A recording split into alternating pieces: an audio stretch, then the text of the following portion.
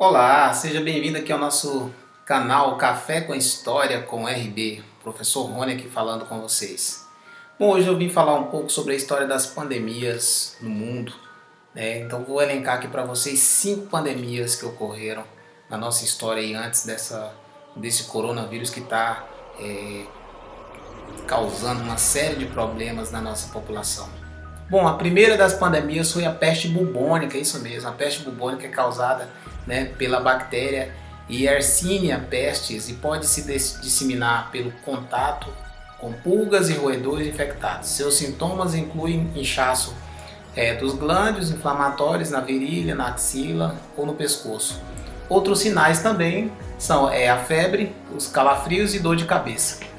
Também a fadiga, dores musculares. Tá? Essa doença ela é considerada historicamente a causadora da peste negra, aquela famosa peste negra que ficou conhecida, que tinha muito na questão das navegações dos navios negreiros, quando ainda nós vivíamos o período da escravidão, onde eram transportados vários escravos da África para outros continentes. Então, no século XIV, essa peste negra matou uma série de pessoas, atingindo provavelmente um número de 75 milhões de pessoas, tá? Na antiga Euroásia.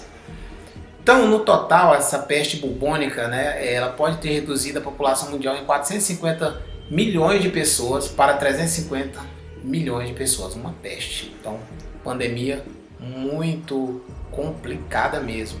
A segunda foi a varíola, inclusive aqui no Brasil nós vacinamos, quando eu era criança, vamos dizer assim. Quando eu era criança eu vacinei dessa doença, contra essa doença. Essa doença ela atormentou a humanidade por mais de 3 mil anos. O faraó egípcio Ramsés II, e a rainha Maria II da Inglaterra e o rei Luís Luís XV da França, eles tiveram a temida bexiga, o vírus orthopox vírus, variolae, era transmitido de pessoa para pessoa, então por meio de vias respiratórias, assim como o coronavírus também, tá? Então os sintomas eram febre seguida de erupções na garganta, na boca e também no rosto. Felizmente, a varíola ela foi erradicada do planeta em 1980, então após a campanha de vacinação em massa. Olha só para vocês verem o quanto a vacinação é importante na luta contra essas doenças, contra esses vírus. Terceira é a cólera. Então a cólera, sua primeira epidemia global foi em 1817. Então ela matou centenas de milhares de pessoas. Desde então a bactéria Vibrio cholerae sofre diversas mutações. Então é um ponto em comum desses vírus, que causam essas pandemias, que é sofrer mutações. Então eles vão mudando, eu não sei da área de biologia, mas acredito que vão mudando o DNA, certo? Alterando ali. E causa novos ciclos epidêmicos, Então aquelas pessoas que provavelmente teriam contraído esse vírus, com a mutação do vírus, ela pode contrair novamente. Então ela causa um novo ciclo epidêmico. A transmissão ela acontece a partir do consumo de água ou alimentos contaminados, e mais comum em países subdesenvolvidos. Um dos mais atingidos pela cólera foi o Haiti, no ano de 2010. Bom, gente, o quarto é a gripe espanhola. A gripe espanhola ela atingiu cerca de 40 milhões ou 40 a 50 milhões de pessoas. Então, tendo morrido na pandemia da gripe espanhola em 1918. Então, nós estávamos aí no final da Primeira Guerra Mundial, Como vocês sabem, a Primeira Guerra ocorreu de 1914 até 1918. Então, era um vírus de influenza também. Mais de um quarto da população mundial da época foi infectada. E até o então presidente do Brasil, que era Rodrigues Alves.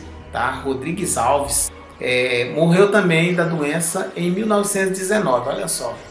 E o vírus ele veio da Europa a bordo do navio Demerara. Então a maioria desses vírus, porque não tinha essa questão da aviação aí, não era forte ainda, não tinha, Então a maioria dos vírus eles vinham através dos navios, igual eu citei para vocês lá no início.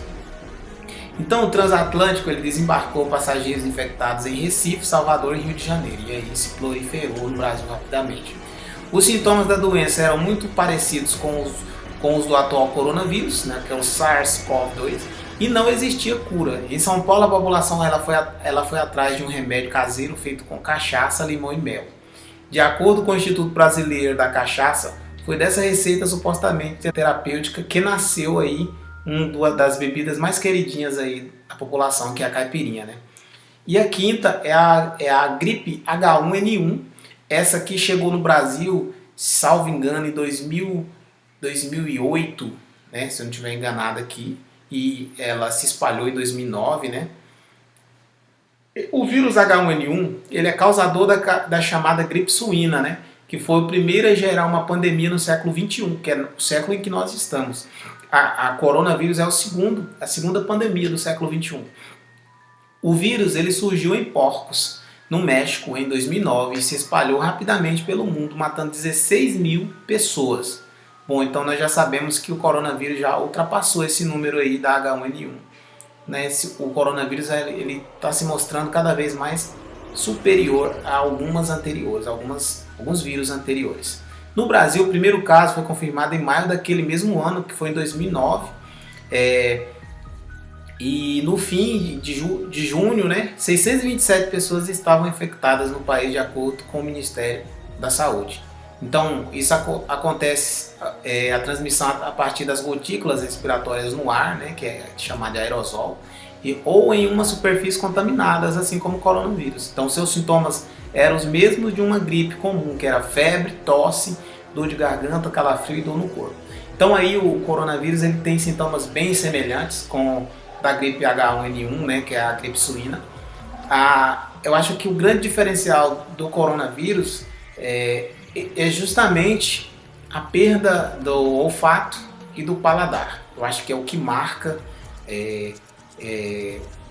para alguém detectar realmente se está com coronavírus ou não. Que eu acho que nos outros casos, por exemplo, uma gripe comum, você não vai ter essa perda total de paladar, de olfato. Então é isso aí. Essas foram as pandemias. Um abraço, se inscreva no canal.